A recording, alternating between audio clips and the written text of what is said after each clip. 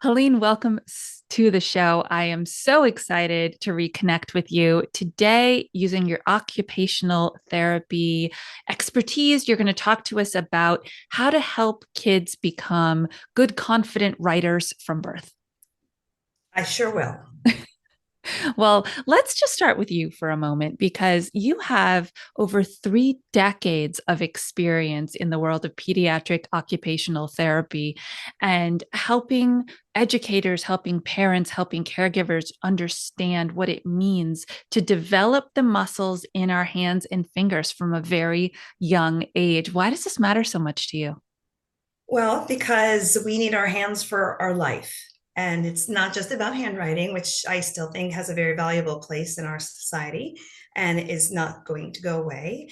But it's about everything we do. And if somebody just thinks in their head all the things they did this morning, and it's like I put on earrings or I got dressed, brush my teeth, use my keys to open a door, prepare breakfast, hold a coffee cup, pour from the pot. So these are things that we use our hands for, and we use both hands. And these are fine tuned pieces of equipment here, and so it's important for them to develop from a young age. It's important that kids are squeezing, pinching, building, holding, not just swiping and swiping, because that is, listen, we all get on electronics, but in order for these hands to work really well, we really need to develop them. It does happen somewhat naturally, but not so naturally because they need some little bit of a push sometimes. Even for a child who is typically developing, I have seen so many more children get referred for poor fine motor skills. And as you Mm. said, yes, I've been over 3 decades. So think back to 25 years ago, 20 years ago, our lifestyles were very different. And we didn't have as many electronic toys with buttons and bells and whistles. We didn't have phones all over the place and iPads. And so the toys that we grew up on, you, me, you know, or even going outside to play, it doesn't necessarily have to be a toy. Those things are really still important. They haven't lost their value, and they're important because we need hands. And without these hands, we are really, can I use a kind of a bad word? I say we're screwed. Um, and Yeah. if anybody's ever had a broken finger, a broken arm, anything where you don't have the use of a hand, and you're down 6 weeks in a cast, they probably can understand it. And so if we have the hands, even if you have one hand, you really want to maximize its function. Wow. Yes.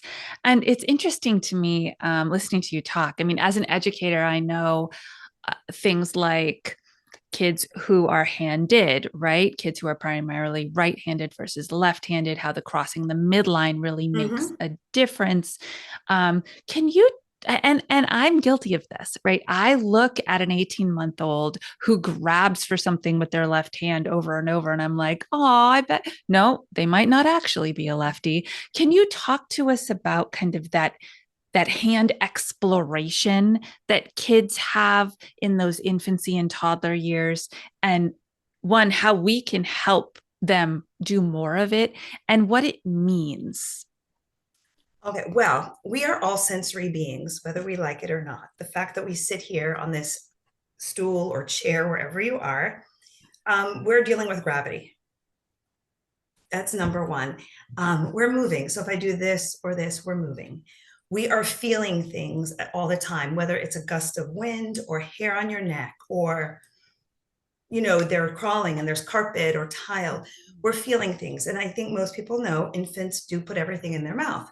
So the mouth is actually a fine motor piece. And all Mm-hmm. those tongue movements for speech and for eating and manipulating all the food in the mouth and the different textures is also fine motor. So the sensory piece is super important. And as infants, that's where they explore. So the exploration starts young when they start reaching for things, when they're given a lovey or some other type of thing, when you're giving them a bath and you're using a washcloth or some sort of, soap or whatever you are using, you are definitely giving sensory input to the child. And those are important because those experiences in life are important. Those things then lead to a child reaching out for things. So you were talking about the handedness, and kids are not handed right or left at the beginning, but they do use both hands, and we want them to. We want them to touch the toys. We want them to touch mommy's hair, mommy's face, grandma's glasses, whatever they're reaching for within safety, of course, because this is how they get that exploration. And if you notice, and I'll pick up just actually because I know somebody who does this with their glasses, my other glasses, I have a lot of them around. If kids are doing something, they're looking, they're opening, they're closing, they're seeing how things work. Their minds are exploring. They don't have the experience yet with these things. So giving those proper experiences are super important too, because that's how they figure things out, and that's how they grow, and that's how they use their hands. Because as I said, hands are important. We explore with our hands all the time, and giving those experiences from a young age helps set them on the course of hopefully some proper development. Now, we know that there's always some glitches in development in life. Not everybody, of course, has the not only forget about the straight development, because kids all develop at different times. That's a whole other issue. But some kids do have delays, and that does happen. So we always want to give every kid from the beginning, no matter what. There is no harm in giving a child exposure and opportunities to touch, to learn, and to really play. Absolutely. And they're so intuitive about it. They know how to guide the, excuse me, Yeah. they know how to guide their own play. When do we, so before I go there, Mm-hmm. this idea of gross motor versus fine motor, it's thankfully become a very mainstream approach, and parents hear a lot about it. Now, I'm not entirely sure if they understand what that means, because a lot of time I hear parents say to me, "Oh, gross motor means my kids' big body movements, and fine motor means their small body movements." But both are existing within the hand, aren't they? Well, you need those gross motor movements. So the hand has mostly fine motor skills in terms of intrinsic muscles and the ability to manipulate. However, without gross motor skills, these hands don't do the fine motor skills. So if you are thinking your gross motor, like I said, the big muscles, so your arms, the upper arms, your trunk, your legs, if you cannot sit upright and you have to hold on to something to sit, you are not going to be able to explore. If you are sitting in a classroom chair and your trunk is wiggly and you don't have that balance in your core and that stability, if you drop your pencil on the floor, you might not feel comfortable to go pick it up because maybe you'll fall out of the chair, or hopefully not. But our sense of staying upright is a stronger sense than picking up that pencil from the floor. So without this ability to move your body, your fine motor skills become delayed. So you really need that development. And you'll see it in typical child development, where what are they doing first? They're not writing. They're not doing their buttons. They are reaching with their arms. They are trying to pull up. They are learning to sit and keep their core up with the legs stable. They're crawling. They're doing those gross motor things, which are really important to do to help stabilize their body. So then those fine motor skills can develop more smoothly. I love how you framed that, because it feels like such permission for all people who are working with tinies, right? We don't have to push them to a milestone. We need to make sure that they are grounded in the skills they need in order to eventually reach that milestone. Right. And it's important to mention also, sometimes when kids are developing another skill, some skills might fall back a little bit. Mm-hmm. So they're like, oh no, they forgot. They're just kind of focusing on something else right now. Now, obviously, you're going to have to watch if that skill doesn't come back. That's going to be a concern. But most of the time, it's kind of like us. If you're thinking about something else, you're really focused. You might not have that brain power to, split. So you kind of, okay, let's put that aside for a little bit. I'm going to focus on putting on my shoes. And you also you see this in children, where when they start to do something, they want to do it over and over. Like you said, they don't need to be told over and over. And you're like, okay, come on, we got to leave. And they're just like, no, I'm going to do this. They do know what they need. If you often following a child's lead is important. And like you said, not pushing. Every child develops differently. Some walk at 8 months, a little early, but they do. Agreed. Some do. Some work at 12. My son didn't walk. One of my kids didn't walk till he was 22 months. Mm. And he's in his 20s now, and he walks just fine. Now, we did get some services for him Sure. because honestly, his core was weak. And that's what the therapist worked on. So I didn't have them sit there and do fine motor skills. That came later. Let's work on the bigger things now. Yeah. He's going to do it. And we gave him toys, but you have to let your child develop, because if your friend's child is walking at 8 months, that doesn't mean your child will be doing the same thing. And there's no need to make that comparison or feel like something's wrong with your kid. Oh, that is one of the hardest pieces of parenting is resisting comparison I parenting. know. Because what we're really doing is just looking for connection with other moms and dads. And like, we just want to have stuff to talk about. But that's what usually ends up happening. My favorite is when I work with families that have twins, and right within their own household, they get that clear visual of, oh, we're doing exactly all the same things. But Mm-hmm. this child develops in this category slightly differently than this one. Exactly. Let's say that if that child's walking at 8 months, maybe your child is having more language. Mm-hmm. Who knows? Who knows? Yes. So you really have to look at, the kids are different, built differently. Our brains are different.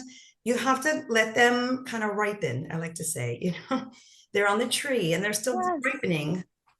So I'd love to share a little story because I love to infuse Mhm. storytelling. My goddaughter is 22 months, 20, no, 26 months at the time of this recording.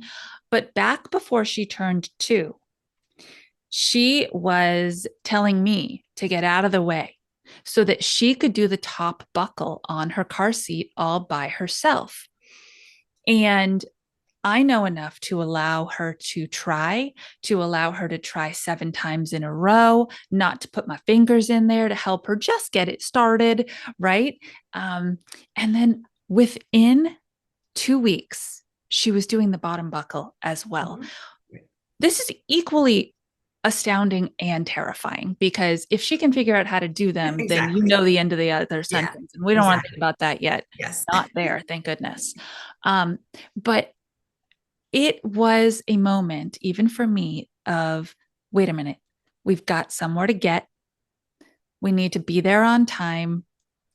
This child is showing me they are interested in learning and trying what their fingers and hands can do in combination. I need to honor that. Yeah. And I did say to her, today is a day that we can explore this. Sometimes I will do the buckling. Sometimes Right. you can do the buckling, right? Boundaries are important, but Yes. watching her and the cognitive processing and the I did it when she did it, Right. it was just magic. I always have that illusion in my head of a comic when there's smoke coming out of the person's ears, meaning like their cogs and wheels are like turning, and the factory in there. And I always think of that, like I'm watching the factory, manufacture something so amazing. And it's not just the skill, it's the confidence that Yes. the child gets from doing it. Children are often told what to do or have things done to them because they're children, obviously, and they do need to be watched, and safety and all those other important things. But sometimes it's taken too far, where somebody's always in a rush in your situation with the car. And so, and sometimes, I get it. We're parents, we're Yep. busy, we have work and school and whatever it is, doctor appointments. But to allow that time, even like getting dressed in the morning. Okay, well, we got to get to school. Hurry, because I got to get to work. So parents will dress them. I can appreciate that. My kids were young ones, but maybe on the weekends, don't make a plan for one morning. When it comes to the end of the day, taking off clothes to, get in a bath, let them start up 10, 20 minutes early. Okay, you start, and we'll see how far you get. And giving those opportunities within your day, not to make your day stressful, because Mm. that's the last thing parents need in this world, is to put another demand on what they need to do and build in another 10 minutes for this. But giving them those opportunities in a natural way in order to explore and feel proud of themselves, because you Yeah. feel proud, and then that leads to something else that they feel proud about. And I know that mental health is a whole other topic, but I do feel that people need that self-esteem, that they have the Mm. confidence to do something for themselves. All right. So let's just take one tiny fraction of that, which is from the educator's perspective, we Mhm. call it process over product. And that just essentially means that we're always celebrating whatever the effort that the child put in results in, regardless of whether it is actually a button completed or not. Mhm. So it's really important. And I'd love for you to just talk a little bit about how to cheer for kids during the process of trying Yeah. instead of expecting that they're going to check the box and get it right. I have a pet peeve with some of this in some schools. I'm thinking art projects. That's where my head went to in class, art, where children need to, whether it's rip or paste or color. And funny enough, I just took out 3 huge boxes from storage of my kids' memories that I kept, millions. I don't know why I kept them all, because I'm a mom. Mhm. Art projects and this and that and so many things. And they're awful. A lot of them. They're awful, because my kids went to a preschool where it was about the process. And so things don't have to be beautiful. So the process of a child scribbling is wonderful. If they're not scribbling in the lines and the teacher wants the Mother's Day project to look perfect, I think that mom will absolutely know, my kid's 2 years old. He did not do that. And I think most parents would want to see the process that their kid do, whether it's dabbing paint, using their hands for a paintbrush, whether it's doing a dot marker, whether it is ripping paper instead of using scissors, whatever it is. I really feel that that's the process, is the learning process also. It's not the process of the actual activity. It's the learning process, what's happening in their brain. And it's important for those kids to have those moments, because one skill builds on another. Mhm. You start, like we're talking, the development, kids are developing. You start somewhere and you move up. And if they don't start somewhere, how are they supposed to get to the next step? Right. So you Yeah. have to celebrate it. And if a kid puts a dot on the table, or not on the table, maybe, but then maybe on the paper. If it's on the table, we could say beautiful dot. Let's go clean that up, because that's not where it belongs. Um, but I had one of my sons had an amazing teacher, and she taught me a lot. I remember she was very into what initially I called garbage. So if, let's say, and my son would do this, he'd pick up something from the ground. This is what I have right next to me, a hair tie. Okay. And it was dirty because he found it on the floor walking into school. And he'd want to show it to her, like, oh, look, I found this great treasure, he would say, right? So she'd look at it. She goes, oh, look. Oh, look, it's a circle.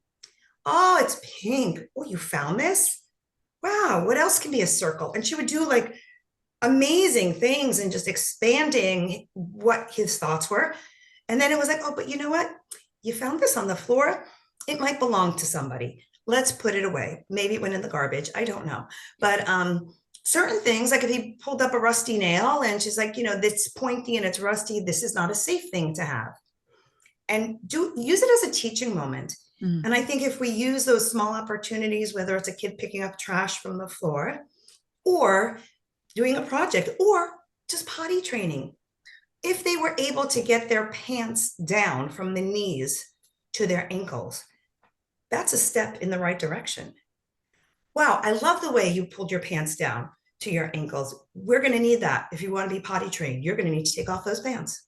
So Hmm. that is awesome. And not to, boy, I've seen a lot of parents in my years, and I'm sure you have too. They're like, yeah, but he didn't take off his pants off his feet. I'm like, okay. Or they're yelling at the child that they didn't do something maybe the right way. And we know that there are many ways to skin a cat. So there are many ways to get to the end process as long as it's a safe way. It doesn't have to be the way you do it, the teacher does it. We have to let ourselves open to other methods and really, like you said, celebrating those little things and what they are doing. Because if you are told all the time, even as an adult, no, no, no, no, no, no, you're like, I give, you do Right. it. Like I'm who wants to hear no all day? Mm. Yep, absolutely. Yeah. All right. So, with all of this years of knowledge and practice and interaction, you had a big idea. You said, you know what? Writing is important and it is somewhat uniform, right? We learn to read shapes that are in front of us, and the person who wrote them has to make the shape in such a way that we understand the representation that that is a letter and etc. I'm not going to go into the literacy of reading right now, Okay. but you had this big idea that with your OT background, you could create a product that would help kids feel more confident in learning how to write. And that's really what drew me over to your booth was the black back and the visual contrast of how the finger is going to move in the empty space and the permission and the safety that there's not so much space to explore. So, could you just share a little bit about this product that you've created, who it's intended for, what age group, and who's, because they're ready to do a pencil grip, and I just would love all the educators and all the parents who are listening to learn more about this BlackBack. So as you mentioned, the product is letters, numbers, and shapes where there's only one image on a page. So it's super simple and nothing distracting. For those children, so it was intended initially for children on the spectrum. That's where it started. And for children who have issues with just not being able to focus. And whether it's the tension issue or it's a challenging issue. So they choose to talk about everything else because that's much easier.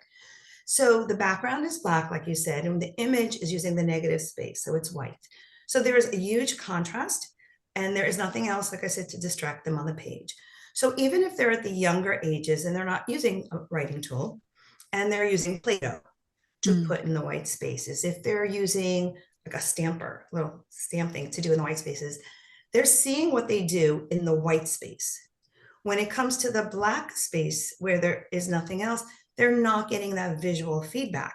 So it's not as exciting. Usually, when you are making something and you look at the paper, you want to see the result of what you've done.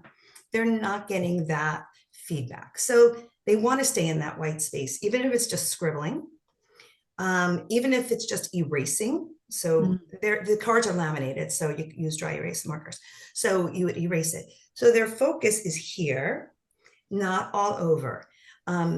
Not that we don't have to expand somebody's ability to attend, yes. But for those who are starting out, mhm, it's not easy. And we know that um, kids have short attention spans. That's just the way it is, we can't expect them to sit for a half hour and focus on something. mhm, So that's where it started, where really to focus and gain their attention.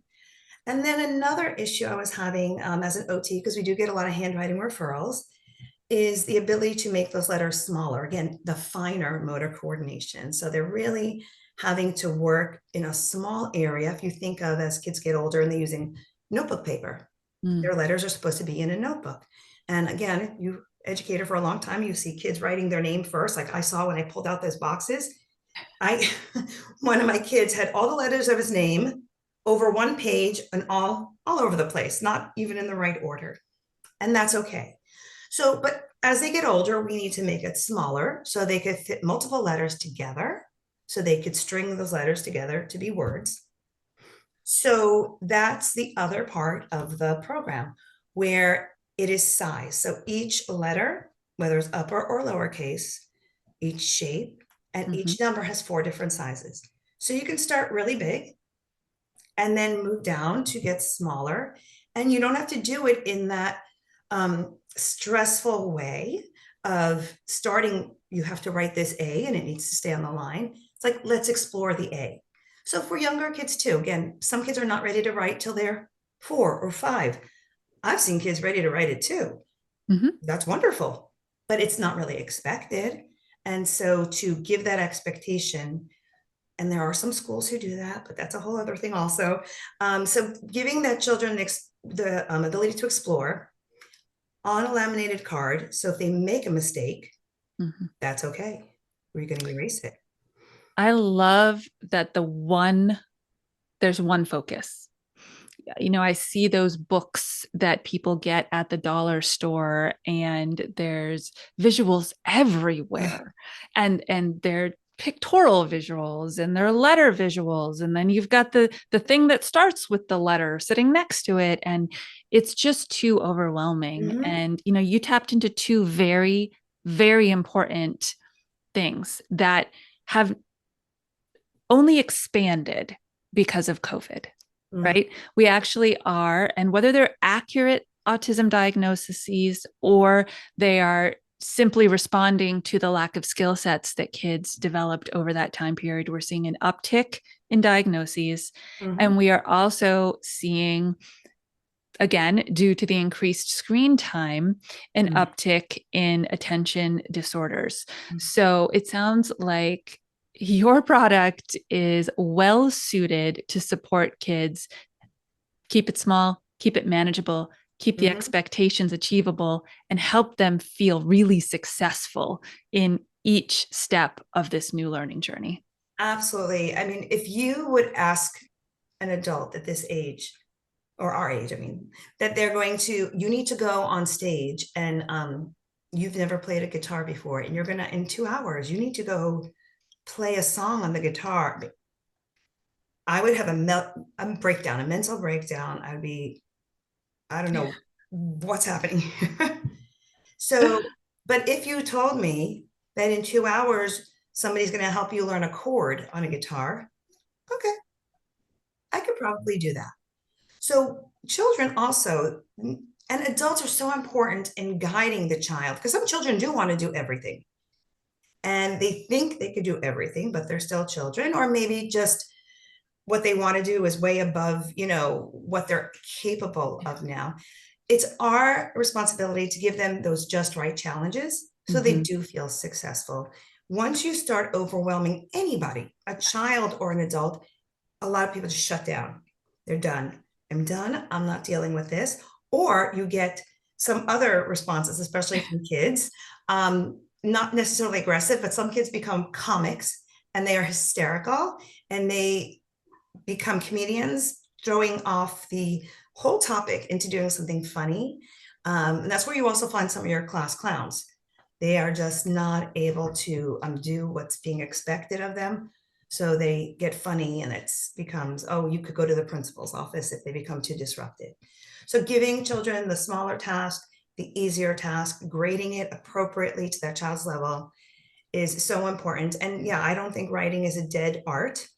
I know you said that you're not going into the research, but I could say a couple of quick things. Is that okay? Sure. Oh, so handwriting is linked to literacy also. So it's not just writing, it's linked to reading. People who write by hand, the studies show that they write more and they're more creative. So they're thinking. I think the slower process of writing allows our brain to be creative also. And you remember more of what you write. So in studies with college students taking notes by hand versus typing, the students who had the hand writing remembered more for tests than the typing students. So It's Mm. not just at a young age. At a young age, of course, we want to build that literacy and the ability to really spell, but it's a skill that even as they get older is an important skill. Oof. I'm glad you dropped those three. That's fantastic.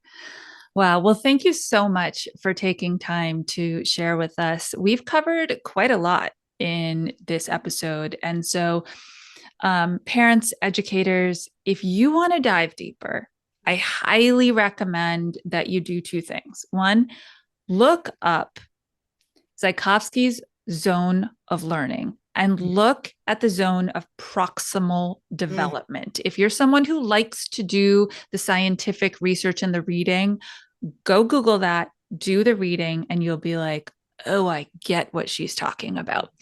And then, secondly, of course, use the code that we're going to put in the show notes so that you can go get some of these products and resources for 25% off. Did I Because mention what it was? Did we say the name of it? I don't even know. I think I did, but please, Oh, you say it. It's all your right. It's product. called BlackBack Writing for the obvious reasons. Yes. And so if you look that up also, and there will be, like as Cara mentioned, a link to get 25% off. And I do think, like I said, reading is so important. And without some of that, even that drawing and scribbling, you're not going to get to the writing, which helps with the reading. So it's really a wonderful loop to connect everything together. Yes. And remember, don't forget, always just celebrate the process Yes, because tomorrow it's going to look different. it sure will. And it might get messy along the way, just so you know.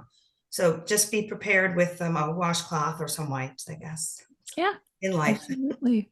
Well, thank you again. I really appreciate your contribution. People who take what they've learned over the years and create something that is helpful for others are my favorite people.